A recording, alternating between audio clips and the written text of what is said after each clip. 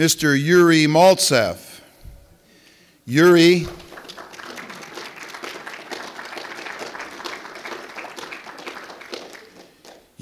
is a Russian emigre who came to this country approximately 20 years ago. He was an advisor to Gorbachev. He's also a professor of economics at Carthage College in Kenosha. Little alliteration there. And he's a senior fellow with the Mises Institute, and he's one very inspirational speaker. I give you Yuri Maltsev.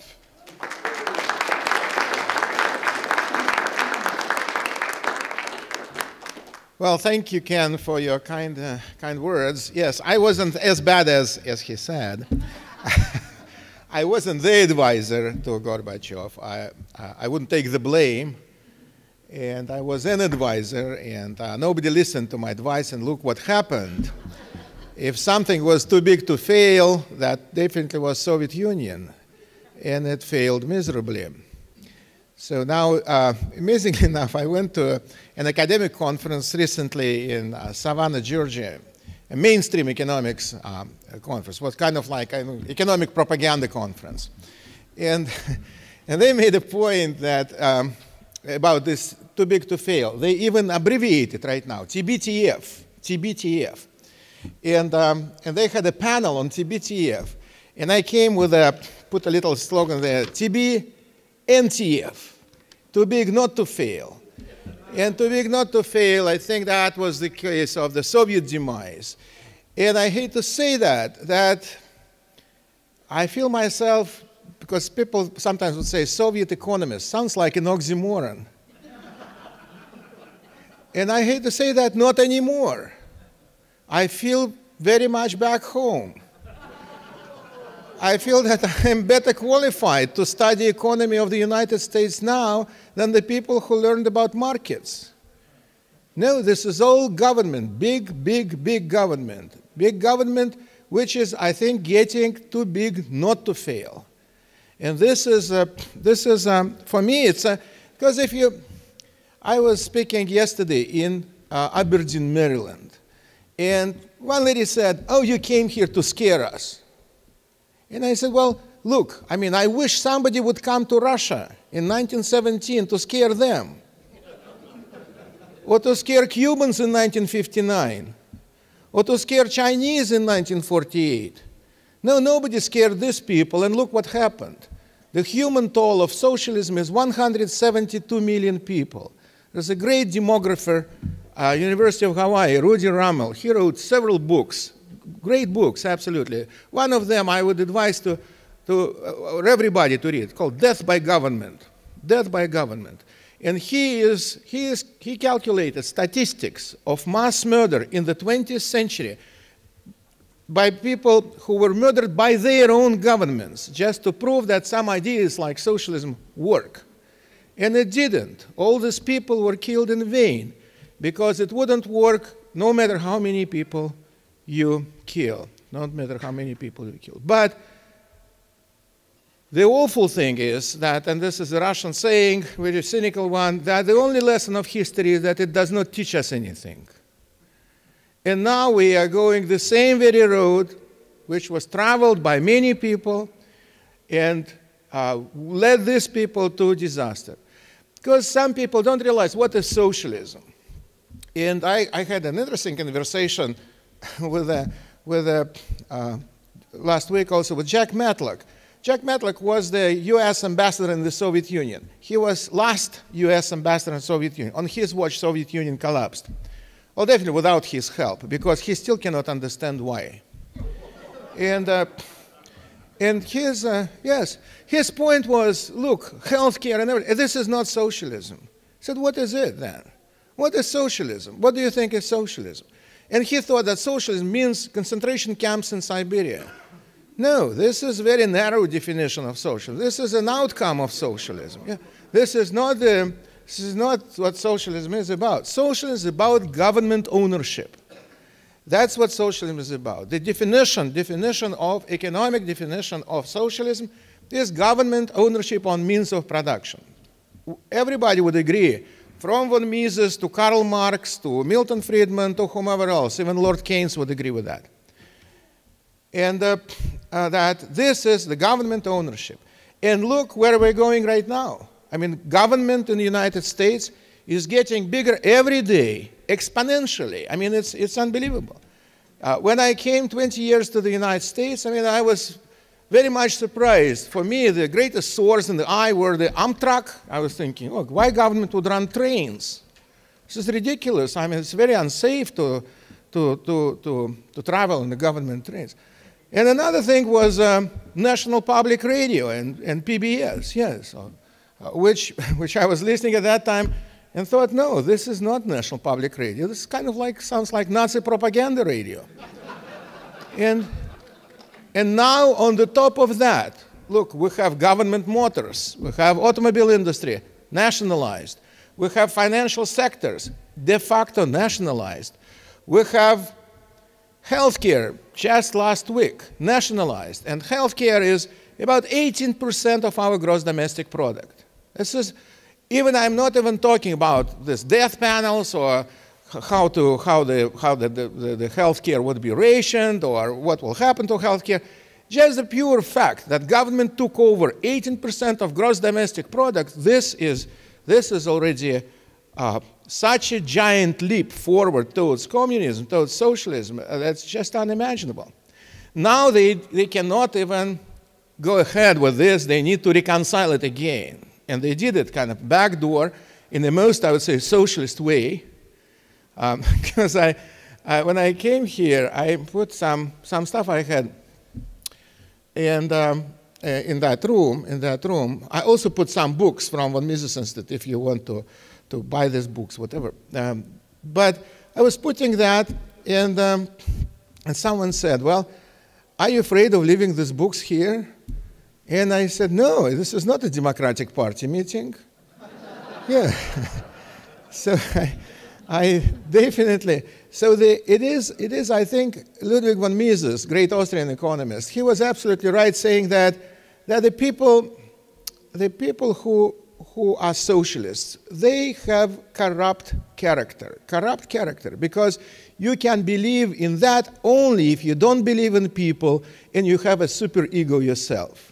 When you think everybody is stupid or evil, and then you know the truth. That's the essence of socialism. So we have 18% of that. Now they're reconciling it again. Why? Because they forgot to vote for nationalization of the student loan industry. You know that what the problem with the bill right now, why it should be sent back to? Because they didn't vote first time to nationalize students' loans. So now if you're a student, you cannot get a loan in the bank. You need to go to U.S. Department of Education. And it sounds like, I mean, and they have all the right kind of noises about that we don't need a middleman, we will go straight, wherever, we will cut on. But I would say that what I see in this would be nationalization of our higher education. That's what it would come to. Because even private colleges, we are dependent on financial aid. That pays our salary. And so then what would happen, and it happened in Europe this way, in Europe also they came at first with vouchers, with choice, whatever, but then with choice and vouchers, they came national curricula, and they came tons of inspectors, instructors, and on like that. And so now, for example, you're a professor in Europe, you can teach only from here to here. In most cases. I was in we had a exciting, I would say, I kind of like walked, just didn't have much to do, walked in Washington, D.C. into accounting conference of accountants. I thought it would be interesting for me to listen what accountants would say. And amazingly enough, that most accountants were saying that they're not accountants anymore. And that was amazing for me to not know account. Why? Because now they do not have any responsibility for their clients. Their responsibility is for the federal government. That accountant right now you're hiring, his first responsibility is to report you to FBI, to IRS, and accountants right now, so you are paying a federal government snitch who would report on you for anything and would not even not even obliged, because I asked many questions from me, and this account would not be even obliged to tell you about this. So you are paying for this so-called service, especially in auditing. In auditing, this is a field.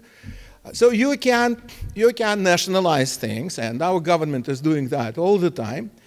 Or, as Lenin said, in 1908, 9 years before this communist revolution took place, he believed that the first steps of socialism would be not nationalization, would not be government takeover of industries, but it would be making capitalists, making this industry, working for the government. Von Mises called this pattern of socialism German pattern, because if you will look what the fascist economy looked in Nazi Germany, they acknowledged property rights. You could have a title. You could have a title to your property. However, that title would have as much weight as if you have a title to wetlands today in the United States. You can't do anything with this title. Maybe recycle it. It's the only kind of thing that I believe that our government, so if it's not direct taking, like in the case of healthcare, or in the case of automobile industry or insurance industry, but then you can work out through the system of regulations, making all of these accountants who are working for FBI or IRS on every job or any job we have. So this is pretty kind of sad thing, I would say, for us to see. And on the good side, I mean, socialism never worked. And so I'm kind of, in the long run, I'm an optimist that it wouldn't work here as well. However, quoting Lord Keynes, who is not my favorite, but he came up with some kind of nice quips, in the long run, we're all dead. So that's what he said, yes. So, and I kind of very can say that I defected to the United States. I kind of didn't come to the United States. I defected from Soviet Union and 20 years ago. And I'm getting too tired of defecting, to tell the truth. to shop, I think that it's about time to do it here, to do what we can to protect our liberties, because it's a kind of, I would say, wholesale assault on human dignity, on human liberty, on our rights, on everything, unseen of, completely. And the central planners in Washington, D.C. are not much better than central planners in Moscow. And central planning wouldn't work again. In Moscow, I mean, look, Soviet Union failed, not because they didn't have enough planners, or they didn't go far enough, or they would not be persistent in what they're doing. No, they did all of the above. They murdered 60 million people. 60 million people, to me, because not also many people don't realize that the only way to make socialism work, at least temporarily, is mass murder. No other tool. Because if you have a society in which you don't have any incentives to do anything, look, healthcare will be taken off, you'll live in public housing, you will do whatever, and then what for to work? And so people don't work. Under socialism, the first symptom of socialism is that nobody is working. And then how to make people work? Only shoot them, throw them to Siberia, do something like that. So every socialist regime in human history ended up in mass murder. I was reading Lenin's letters, last letters they published in Russian in Moscow, which were classified until the Soviet Union collapsed. They were just published maybe 7-8 years ago. And in one of these letters, Lenin is writing to Dzerzhinsky, who was the founder of KGB, called Cheka at that time. He was a Polish socialist. He is writing to him. He said, "Dear Felix, I'm telling comrades what to do, and they don't listen. So I'm thinking, what if we will take a couple of them and shoot them publicly? Their attention span would increase." And they did. And attention was almost perfect. And amazingly enough, if you will look at the economic history of the Soviet Union, the highest economic growth they achieved was when they were murdering most. in 1930s. Soviet Union became a superpower at the end of 1930s. At that time, they were murdering people 12,000 a day. 12,000 a day. It was a huge, huge meat grinder. It was a perfect killer state, perfect killer state. And then I would say, however, that people are not perfect. And the people who endured all this, Russian people, then in the year 2000, they elected, in the more or less free elections, a KGB colonel, a person who was working for the meat grinder. My last article in Russian, I published it on the internet, and then the Russian government shut it down, had a self-descriptive title, "Meat voted for a meat grinder." So that's the... It is, and sometimes it looks like people all around the world are so eager to give their liberty for some kind of a little handout or bailout or something like that. And this is definitely very saddening, because if you remember, Benjamin Franklin, he said those who would like to sell their liberty for a little bit of certainty would end up with no liberty, no certainty. And that's exactly why people like socialism, because it provides illusion of certainty. Illusion of certainty. It's not certainty, but illusion of certainty. And it's very, very, very sad to see the same kind of thing. And the same kind of people, because I was in Washington the whole week, and didn't have much to do, was watching our brainwashing television. And yes, and all these Democrats were saying, look, we are experiencing death threats. Brother of some congressman even had his gas line to his grill cut. So we need to right now to go after this. And this would be whom? Republicans and probably libertarians, Tea Party people, other racists, and whom not. This is just completely unbelievable. Unbelievable. How the slander is the same kind of slander. The same kind of slander. If you would look at the history of communist countries, you would see that dictators would acquire a lot of power when they would stage some kind of funny attempts on their lives in whatever. That's what Stalin was doing all the time. He would say, well, I nearly escaped being killed by another reactionary or conservative or whomever. And so then they would stage it themselves, and then they would murder a lot of others. Well, not as far as Soviet Union was, but I'm afraid that we are on the way. On the way, because now, I mean, if you will look, the Homeland Security Secretary, Mrs. Napolitana, she believes that the major threat is not from any kind of terrorists from outside of the United States. It is from right-wing militias. That's the report of the Homeland Security, that the major threat to our security is from us,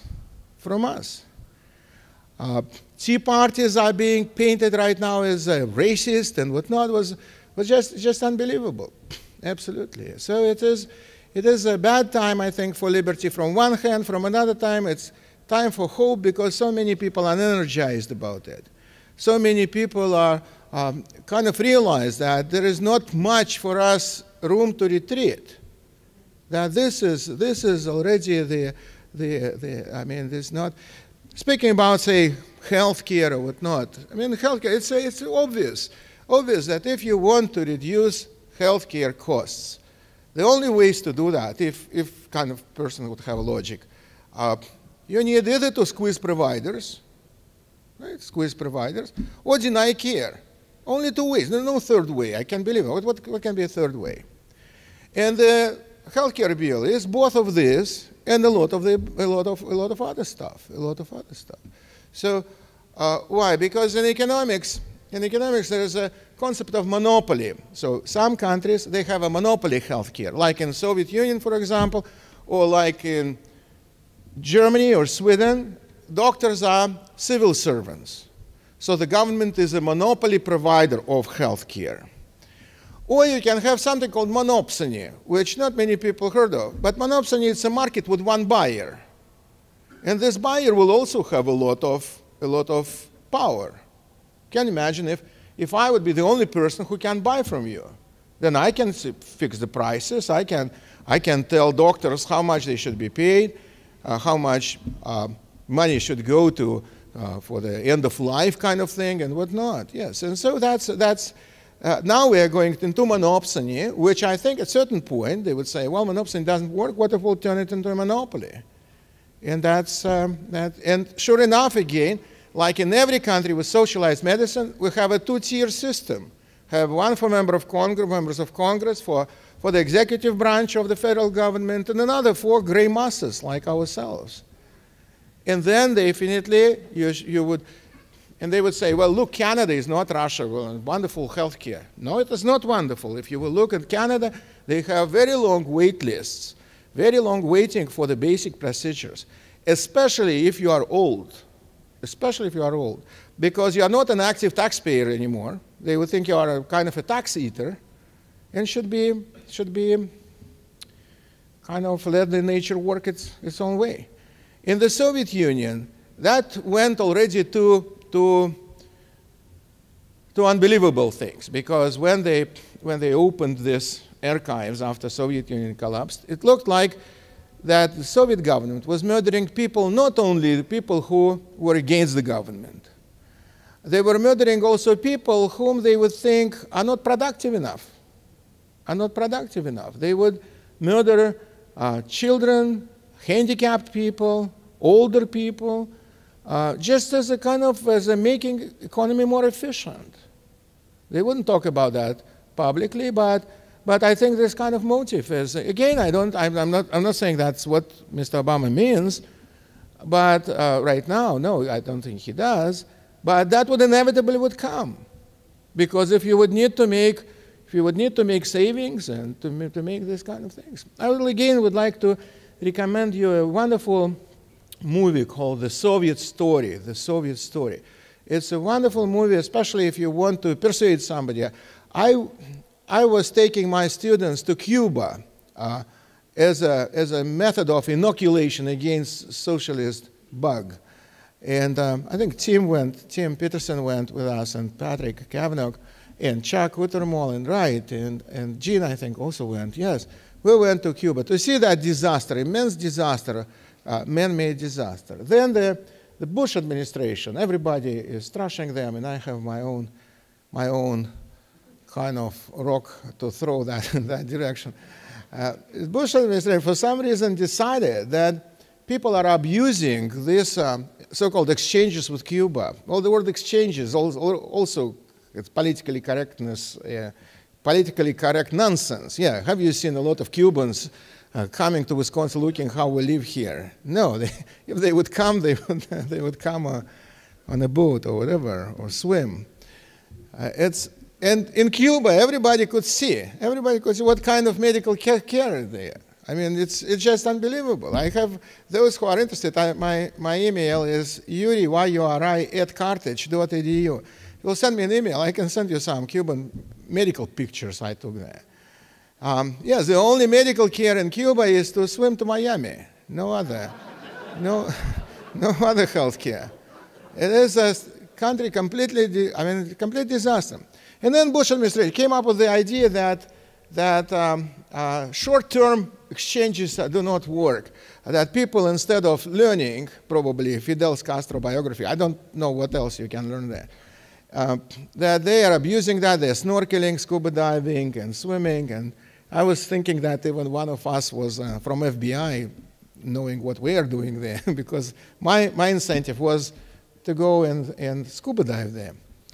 And so these exchanges now should be semester long. Can you imagine? Semester long. Semester, I would better spend semester in Kenosha County Jail, because not on this island of freedom, because it's just so depressing. It is depressing. 2 weeks is more than enough, more than enough. So now I cannot go to Cuba with my students, So instead, I'm showing them this movie, The Soviet Story. It is a very powerful video, very powerful video. And you can see the essence of socialism, that even nice socialists, they have an interview with George Bernard Shaw. George Bernard Shaw was a famous British playwright.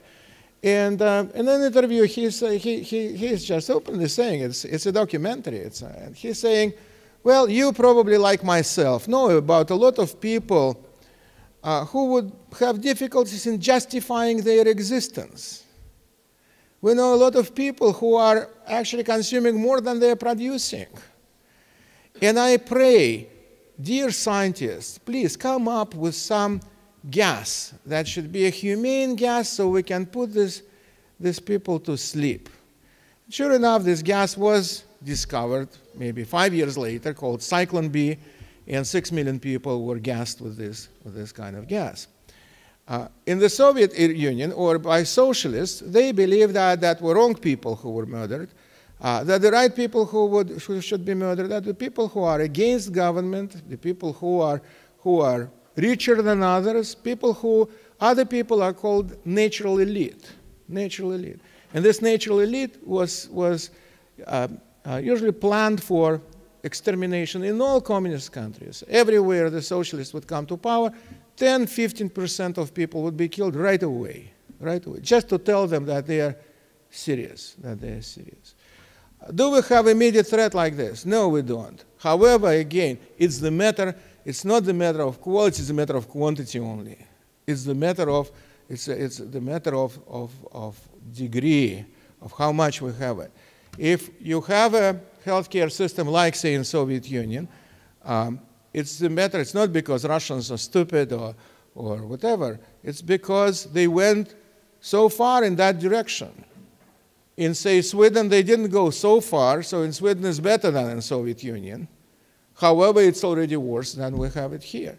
If you will look at the statistics of healthcare, 160 people received Nobel Prize in medicine, which is, I wouldn't say that about Nobel Prize in peace. It's kind of like an adverse selection, I think, given to the worst. But Nobel Prize in medicine is given to people who really advanced our knowledge in this field, 88 out of this 160 are Americans. 94% of all patents for new drugs are US drugs. So we are a leader of the whole world in both research and pharmaceutical research and medical research and whatnot. Why we have such a high medical costs? Because we have a system which is already socialist. We have a system which is based on the third-party payee. Besides that, not many people realize that today, federal government and state governments are covering 54% of healthcare expenses already. More than half. And then people are telling us, well, look, the free market screwed up everything in healthcare as well, and so we should get rid of that, and we should nationalize healthcare. And it will be. If you will look at the time schedule by 2012, that's where the public option would jump in, because there were left Democrats who were saying, oh, public option, we need to have this public option. And Mr. Obama invited them to the White House and said, look, you are imbeciles. It is all public option. And it is all public option when private insurance company would be just collecting taxes for the government. That's what it is, yes. In the year 2012, they will have something called healthcare purchasing cooperatives. So that would be already government-owned, government-paid for, kind of like insurance companies, yes, already publicly owned. So that's about how it can be better, how we can increase efficiency and decrease costs by doing that. This is, if you look, the government miserably failed in doing almost everything. And now we kind of believe that we need more of it. Well, what I'm thinking of that, I just realized that today is Saturday, and I am kind of, my talk is not very cheerful, I think. And I don't want to contribute to a national depression. And I'm thinking, what if instead of me making kind of a speech, what if we'll discuss things that you are interested in, and so all your questions and comments and would be very much. Oh, thank you very much. Yes, I think it's a very good comment. Yes, excellent comment. That if you have a welfare state, you should have a warfare state as a side of it. It is welfare, warfare states are, it's just two sides of the same coin. And why is the same coin? Because you mentioned democracy. Democracy has a lot of shortcomings. There's a great Austrian economist, Hans Hermann Hoppe. Yeah, there's a book about him. Hans Hoppe, he wrote a book, Democracy, the God That Failed, the God That Failed. And he is talking there about our transition from the republic to democracy. Because if you will look into that, I mean, everybody would say what kind of like, not everybody, but especially people who were brainwashed in our public schools would think that it's a taboo to talk, say, about Abraham Lincoln. But Abraham Lincoln greatly contributed in making our republic into something else, Look, that some people wanted to secede, rightly or wrongly, whatever, and Soviet Union fell apart without a single shot, right? Even socialists did not use deadly force against these people. We lost 620,000 people, right? Natural elites on both sides, in the period of 1861 and 1865. So that's now, if you, in the United States, you talk about secession or nullification, then you are considered to be a right-wing nut. Yeah. Or a racist, or a slave owner, or something, yes.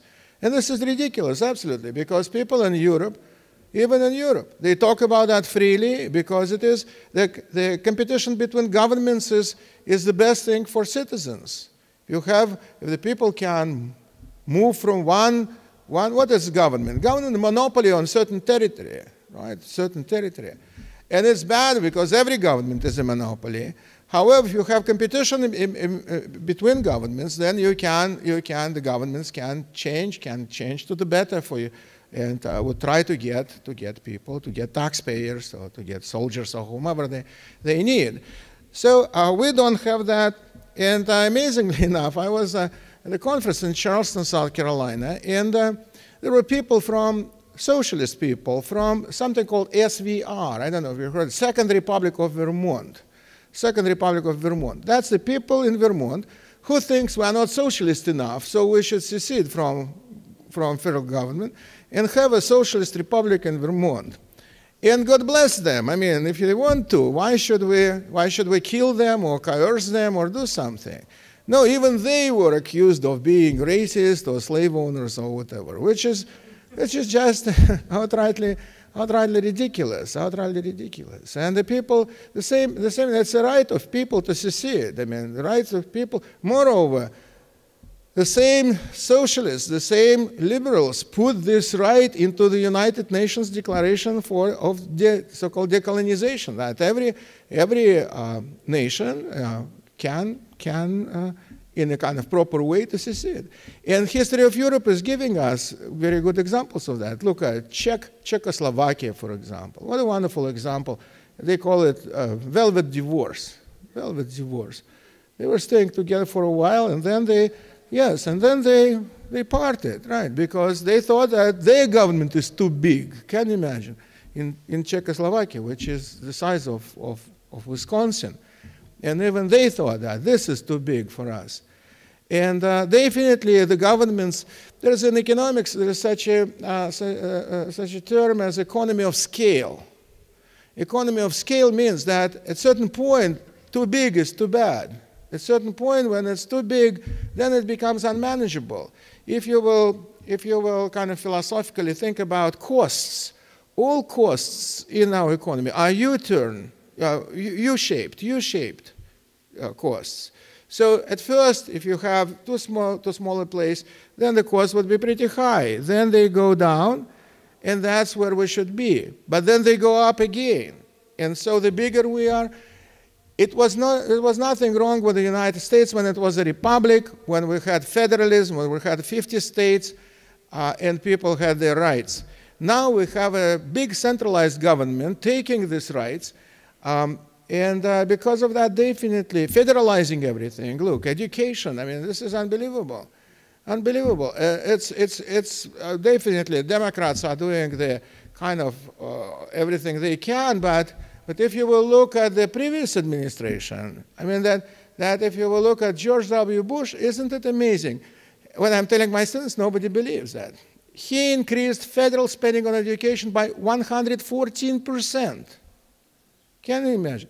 And everybody believes he was kind of like a Scrooge or whatever. I was trying to snatch children's breakfasts or whatever.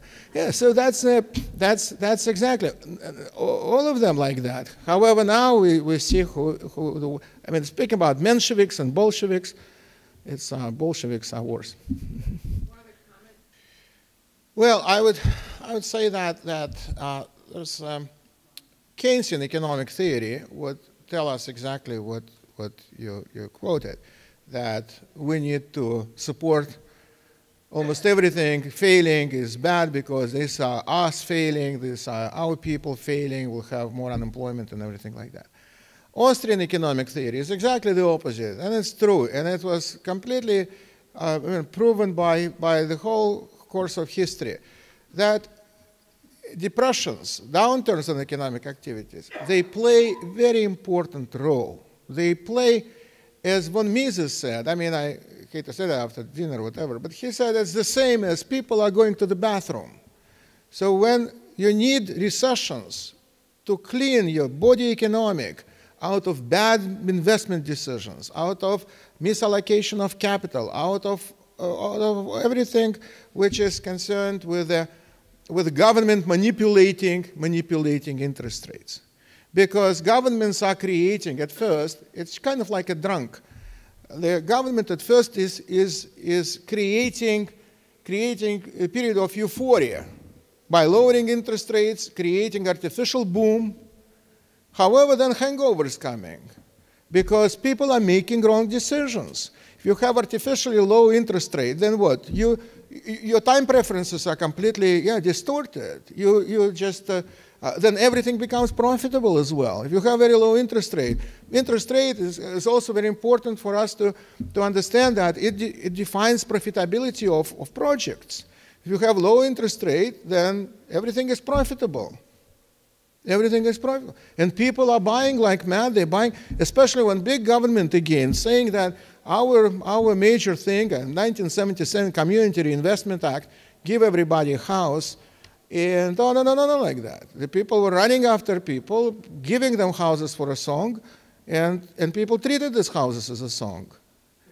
And then people are telling us that was a failure of free market ideology, or this is free market screwed up everything again.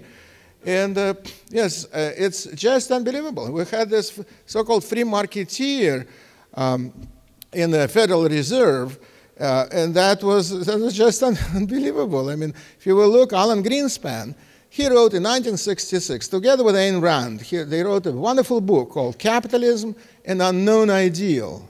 In this book, he is writing there that anything short of gold standard is a violation of human liberty. Can you imagine? That's what he was just writing there, that human liberty, human freedom is impossible without gold standard, without private money. And instead of that, he became a central planner of the US economy and was manipulating interest rates to the point that everything became profitable. Everything became profitable. That was kind of a funny thing, was that you remember maybe he was interrogated by Congressman Waxman. We have that, one of the most, I would say, kind of Gestapo KGB types in Congress as Congressman Waxman from California. And Congressman Waxman was interrogating Alan Greenspan, saying like, look, your idiotic philosophy turned our country into a disaster and things like that. And well, I watched that on C-SPAN and went to bed. And I was awakened in the middle of the night from a phone call. And that was from a person I knew from Moscow. I think he was drunk, so he didn't look at the clock. Yeah, that it was 3 o'clock already in Wisconsin. Yes, he was in Moscow, that was. And he was watching more or less the same program on Russian TV. And he said, look, I mean, will they shoot him at the end of the day? He said, looks like Moscow in 1937, he said. Looks like Moscow in 1937, yeah. And will they shoot him? And I said, well, not now. I mean, maybe later. And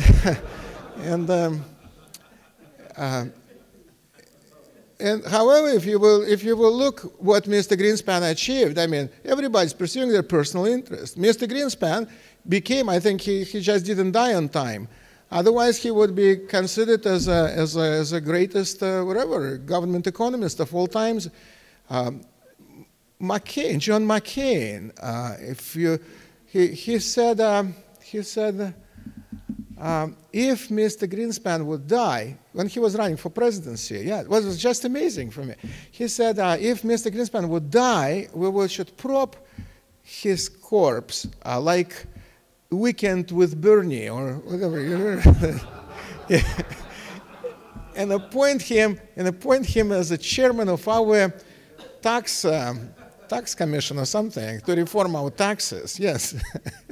So that's for me that was just unbelievable. I mean, Mr. McCain was saying that. Yes, I was even thinking of writing him a letter that a better corpse is available in Moscow in the mausoleum. Yeah, Lenin is very well preserved. Right?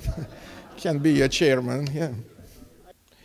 I think they can even do that without any electronics. Yeah, they just put there, how von Mises said, yes, they just take valuable commodity like paper, slap some ink on it, and make it completely worthless. And that's, I mean, the more you print, the more, and that's what they did. I mean, if you will look at 2009, money is, yeah, the interest rate. Well, the interest rate, now they're kind of hostages to their own stupidity.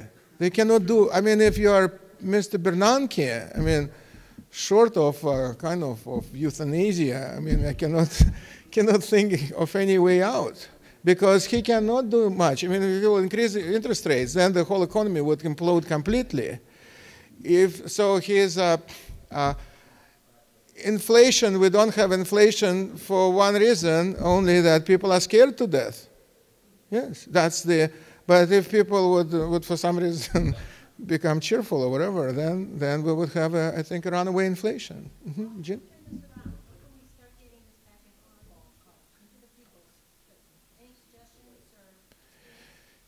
Yes, well, I think that the best is to fight for freedom. I mean, that's how Soviet Union collapsed. Yes, the Soviet Union. I mean, again, it was 11 time zones. It was 1/6 of the world territory. Can you imagine? It was the country which had 2.5 million KGB agents. So they would, so they would dwarf all of this FBI, IRS kind of elite. And they failed miserably because people decided that they don't want it anymore. And with us, I think it's easy. I mean, I think that now we should probably do what we are doing right now, organizing, preparing ourselves for elections. Some people would say, well, I had kind of a discussion about that in Auburn, Alabama, with some people. Some people say, well, Republican Party is beyond repair or whatnot. I would say that if we would think this way, then we would not go anywhere. Because it's a two-party system. And the only thing to regain our freedom is to throw bombs out of there. These are the first and the closest to us. And they have a popular, I mean, if you will look at rank and file people in the Republican Party, most of them are very nice, decent people. It's leadership, which is, yes, which are sellouts and whatnot. Mm-hmm.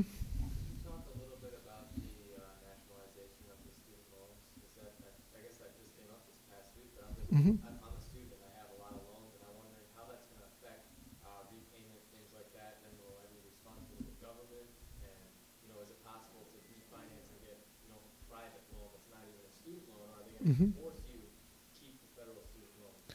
I'm afraid that they wouldn't grandfather anything, in the sense that if your loans are already outstanding, so you would be responsible for these loans. That's about new loans, I think.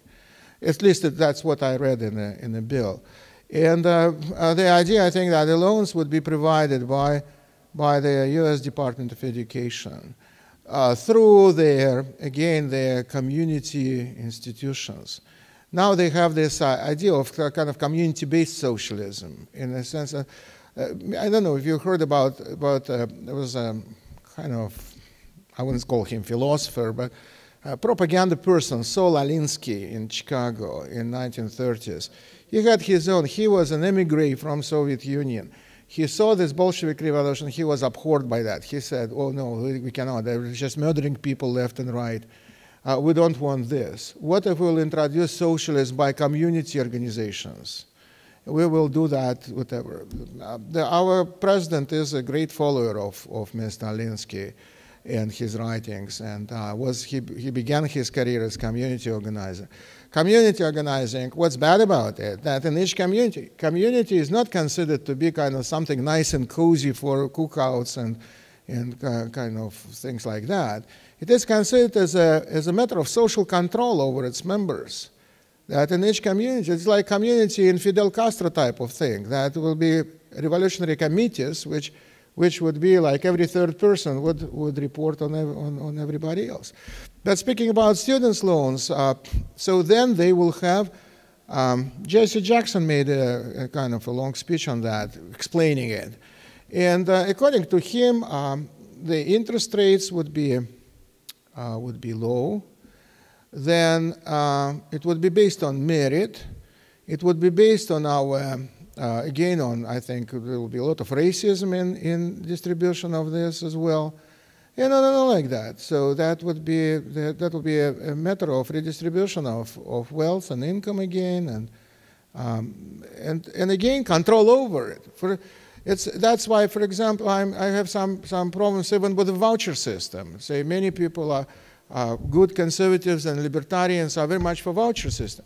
And I would say, yeah, sounds very good because it provides competition. From another hand, if you will look in Europe, that voucher system, that students' loans, they turned out they socialized their education. They ended up with private everything. Because I think it is, and I am cynical enough to believe that government would just not give money and shut up and disappear.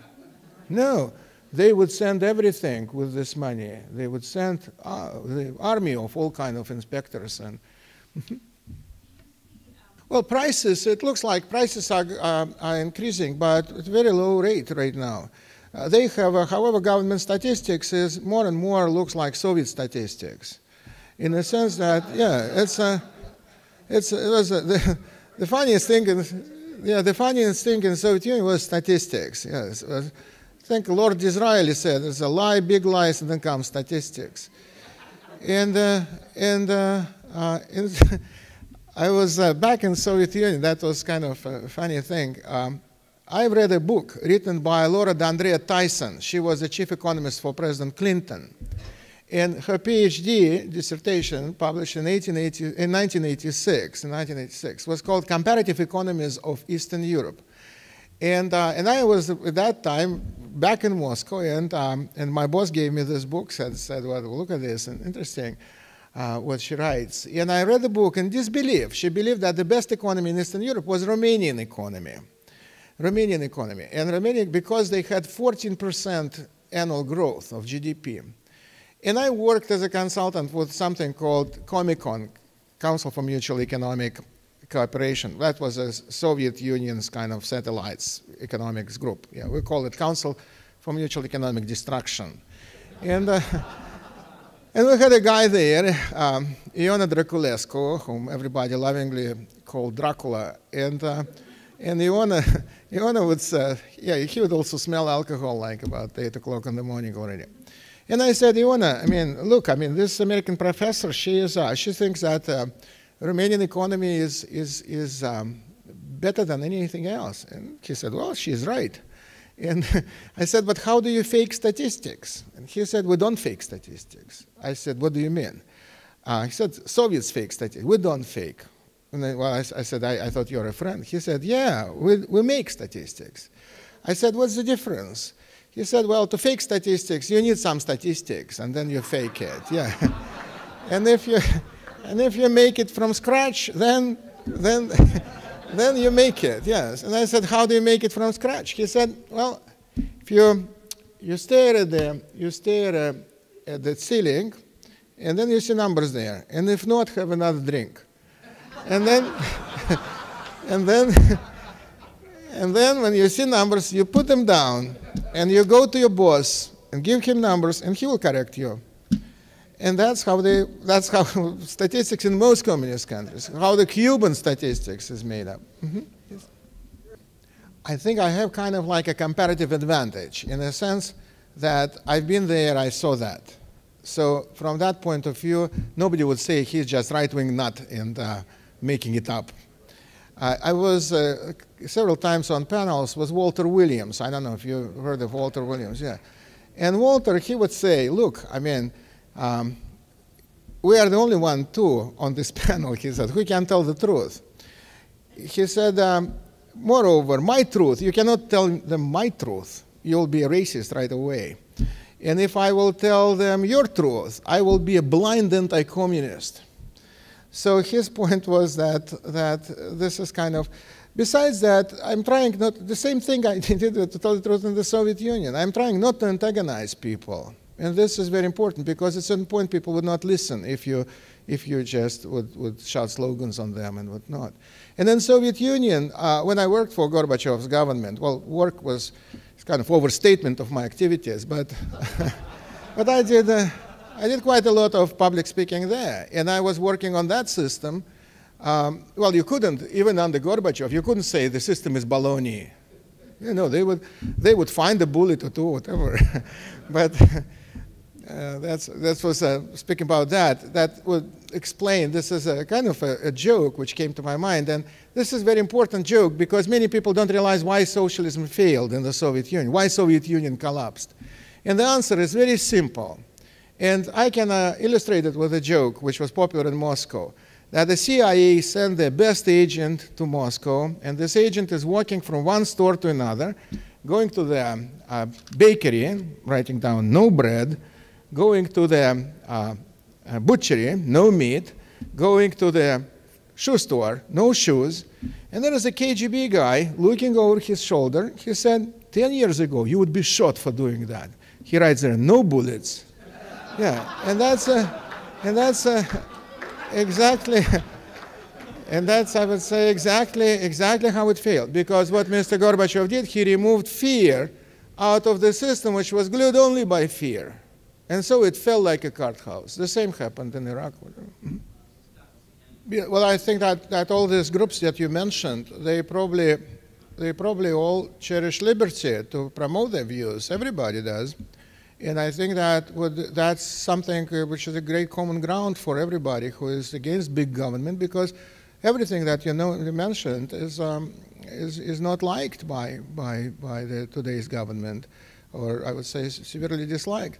There is in Europe, for example, or in some other countries, they have something called parliamentary democracy, which is very different from ours.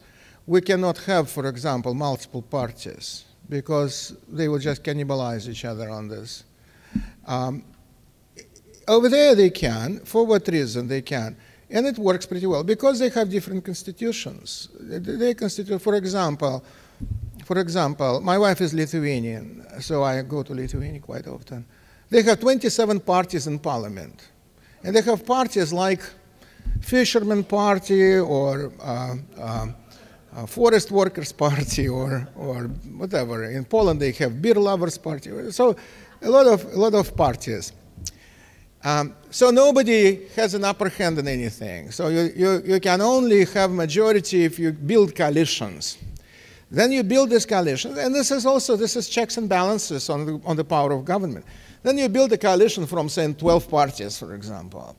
Each one of them have their own agenda. Some of them for Second Amendment rights in their kind of environment, or others are for give everything to fishermen, or whatever. And then it is very shaky. Then almost every bill which goes far enough would upset somebody in the coalition, and the government would fail. So because of that, governments are trying to stay where they are, because all politicians, for them, is just to stay in power no matter what. And they can stay in power if they don't do much, so they don't upset others, and their coalition is glued together. That also is a kind of all right system of government, I think, and that people like it. But we have completely different kind of story. We don't, because here, if you have a smaller party, would, for example, you have Ralph Nader or somebody else like that on the left, then he would cannibalize Democrats, and what he did, yeah. And that would be all the time like that. So the only thing I believe that all these groups should fight with the party that we have. All right, any? Mm-hmm. Well, global warming. That's kind of not my field, global warming. The only thing I was, which prompted me thinking about that, I was in Ephesus in Turkey. Ephesus is a biblical place, and where St. Peter was, St. Mary. And Ephesus, beautiful ruins, whatever. And it was maybe the first time I was there, like 12 years ago. And I was told that Ephesus was a huge Mediterranean port, the biggest port in the world, with 380,000 people living. At that time in ancient Athens, that was 5th century before Christ. So it was the biggest, almost, city in the world. And I said, so where is the sea? And they said, it's 28 kilometers from now. So, and I was kind of thinking, is it like global warming? I mean, it sounds like global cooling. If the sea receded so much, and can you imagine? You see, there was a big port. Now it's far away from everything. So, and I kind of was looking a little bit into that, and no matter what cooling or warming it is, they just want our freedom for using almost anything. Yes, I think it was Lou Rockwell, the president of Von Mises Institute. He used to say they are like watermelons. They are green outside and red inside. Our environmentalists, and I don't have anything against conserving and saving and whatnot, but that people should do it themselves, and not forced to that. For me, my first shock was when I defected to the U.S. and I lived in District of Columbia, and I got a letter from the district government saying that I must every Friday submit all unused paper, newspapers and everything, in a specially picked up brown bag from Safeway store to the city government for recycling. And if failure to do that, it's a fine, $500. And I was thinking, what's the great property rights, the place I came from? It's my newspapers. I can burn them. I thought I can, eat them or do whatever I want to do. No, I need to go and pick up special brown bag and whatnot. And so it's now they're completely out of control with their Nobel Prize winner ahead of the crowd. I mean, this is the world average temperatures are going down for 11 straight years. We have, I mean, what kind of global warming is that? I mean, I wouldn't believe in big government even if we would be warming. I don't mind. I don't mind total global. It's amazingly enough that in Russian, because my occupational hazard is to read Russian newspapers all the time, because I'm doing some research and writing in this field, and they have a very confused point of view. At first, Mr. Putin, the leader, he would say, there will be global warming, and it's very good for us. Because can you imagine Siberia? And he was even bragging that they will be producing grapes and oranges, and no, like that. Then his arms were twisted that they were trying to get him to WTO and said no, he should sign Kyoto Protocol.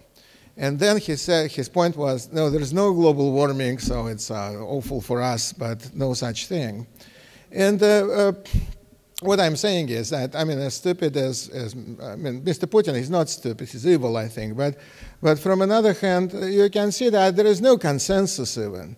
Václav Klaus, who was president of Czech Republic, he was president of the European Union. He made his famous speech in the United Nations saying that, no, there's no such a thing, and he showed this. If you will look at the long-term temperature trends, they just look like this. It's all the time, either cooling or warming or whatever. But many people would try to get your liberty no matter what. I mean, that's to use any excuse, to use and then you need the crisis, and then so they present the crisis. I think it was Hayek, he said once that to deprive people of their liberties and to increase greatly the power of government, you need a crisis. This crisis can be real, imaginary, or fabricated. And I think we have all three right now. And that's exactly what I think that even Mr., what's his name is, sounds like kind of a Nazi chief of staff of the White House right now. Yes, right. Because because was another Emmanuel, if you remember, Rom Emmanuel, who was a commander of the SD, yes, of the brown shirts in Nazi Germany. And this, our current Emmanuel, he is all the time also talking about the youth service, national youth service, and all this kind of thing, right? To have this starry-eyed government lovers and whatnot. And but he said, I think he said, that will be a shame to waste this crisis. Yeah, that will be a shame. He said openly, a shame to waste this crisis. And they don't waste it. Look, I mean, this is just, they are working 24/7. Yes, that's everything, right? Mm-hmm. Well, yes, that's a very good point. And I would say, it's just as a Austrian economist, I would say nobody knows.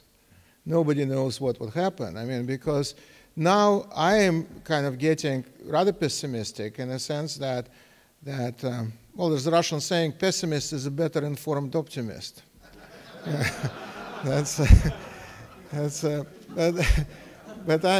Why I'm pessimistic? Because look, I mean, cultural wars were being, I think, all lost.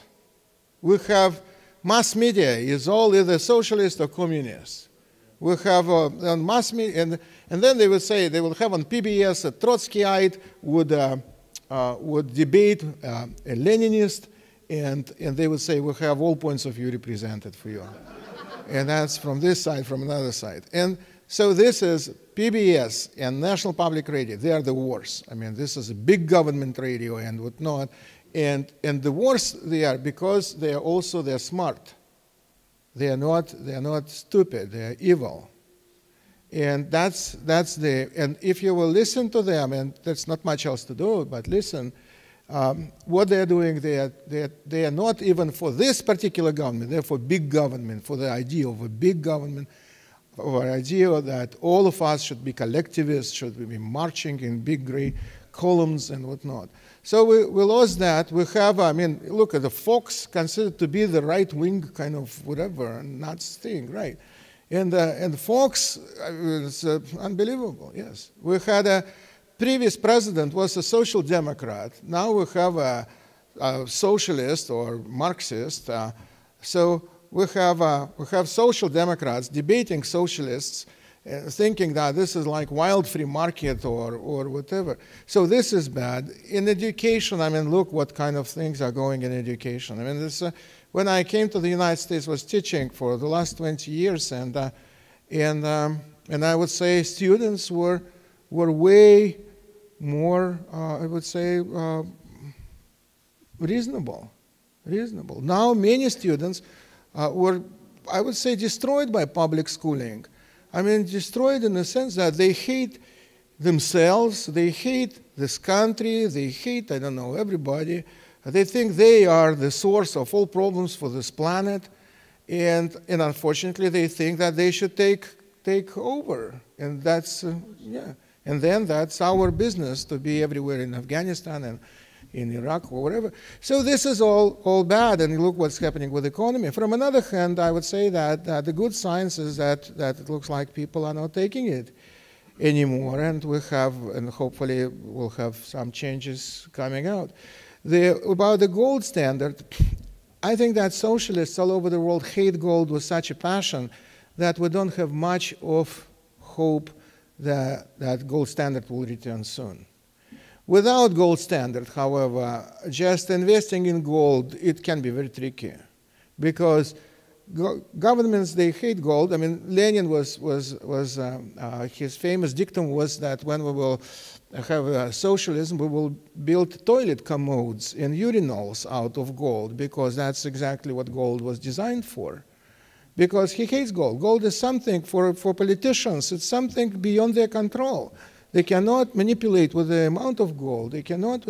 So I'm not kind of optimist that gold standards will come very soon. But I think that we can definitely turn economy and our country around by being consistent in defending liberty. Because many people, I think, realized only now how close we are to this kind of catastrophe. That this is a completely different country than it was before. I mean, in these 20 years I'm here, it's a very different country. Good? I would say that it was not a secret that it doesn't work. It's just because it survived for so long because they had bullets. And that was the only kind of reason. Because can you imagine, you have 11 time zones, you have all natural resources possible and impossible. There is nothing to buy in the stores. I realized that Soviet Union is doomed because I had a secretary, a very nice young lady, Lena, and she was a kind of a star student in Moscow University in the evening, and came from a very communist family. And I was kind of thinking that she is the future of the country. And then I saw her, she was picking paper clips and putting into her purse. And I said, Lena, why you are stealing state property in such strange form, paper clips? And she just barked at me. She said, Yuri, what else can I take from this? And she used F-word, office. She said, point, I will take that. What else can I take from here? And yeah, she was a really very angry person. And I was walking back and I was thinking, that's the end of it. Yeah, that if she, a hope of the future of the country, if she goes to work only to think, what can I steal there today? Then the whole thing is doomed to fail. Yes, and that's when people, and I think that when people realize, Mr. Gorbachev, when he was elected in 1985, on March 23rd of 1985, well, elected by 11 people, members of Politburo, but when he became elected, yes, he at first, like all socialism, like our socialism, socialists in Washington, he blamed people. He didn't blame the system. His point was, system is perfect. People, they are drinking too much, for example. They are not disciplined, so we should put them away, those who are drinking, and cancel drinking. And that's what he began with. And maybe you remember that there was his first campaign was campaign against hard drinking and alcoholism. And that ended up in a disaster, in a complete disaster. And then, yeah, to the point even then they began to sell alcohol even in public libraries and toy stores and everywhere else. and so that's and everything which was turning out this way. And I think was very revealing when Mr. Yeltsin, another guy I worked with, when Mr. Yeltsin, he turned power to Mr. Putin. It happened in the last 15 minutes of the last century. On the 31st of December 1999, he addressed the nation saying that he is too frail and whatever, and this is an acting president of Russia. And then Mr. Yeltsin, he already probably celebrated New Year because he was visibly drunk. And he said, he was kind of crying, he said, I did everything I could to make this country better. I did everything which is in human kind of abilities to enhance my beloved Russia. And then he cried and he said, but it turned out as usual. Yeah. And that was And I would say that not many politicians have enough courage or enough drinks to tell us the truth, right? To tell us the truth. And at that time, yes, everybody was saying, yes, that's the system perfect. That's people, bad people. And now again, the same thing, people. All right, well, I would like to thank you so much for your kind attention.